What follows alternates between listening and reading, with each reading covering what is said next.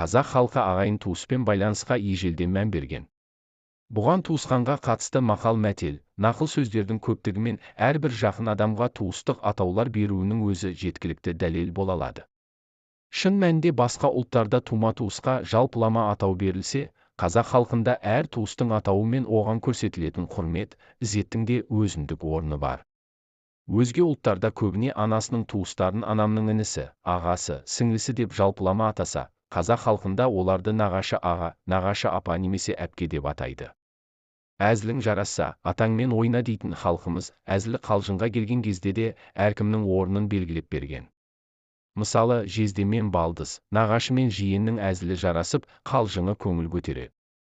Тіпті дастарханға қойылған үлкен астың да әр туысқа берілу тәртібі бар. Табақ тартуды білмеу қазақ танымында ұят саналады. Құрметті қонаққа, әсіресе құдайындай сыйлайтын құдасының алдына міндетті түрде бас қойылады. Одан кейін жамбас, ортан жілік, құйрық бауыр деп кете береді. Күйеу балаға төс, қызына тоқпан жілік береді. Әрине дастархан басында қолың жеткен әрі бұйырған асты жей беруге болады. Ал жоғарыда айтылғандар қазақтың туысқа арнайы ас ұсыну дәстүрі. Әйгілі Әйтеке би: кісіге бірге туыспау керек. Туысқан соң сөз қуыспау керек. Сөз қуған пәлеге жолығады.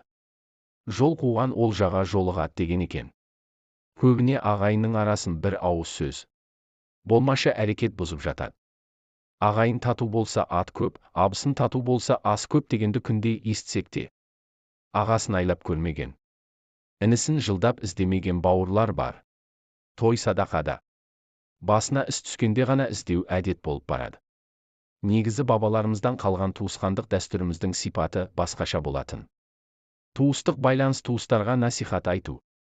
Ағайынды жақсылыққа шақырып, жамандықтан тыю арқылы да бекиді.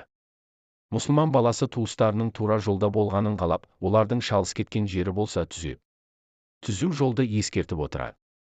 Алайда насихатты ойланып, сүзгіден өткізіп, туысының көңіліне қаяу түсірмейтіндей дәрежеде айтқаны жөн.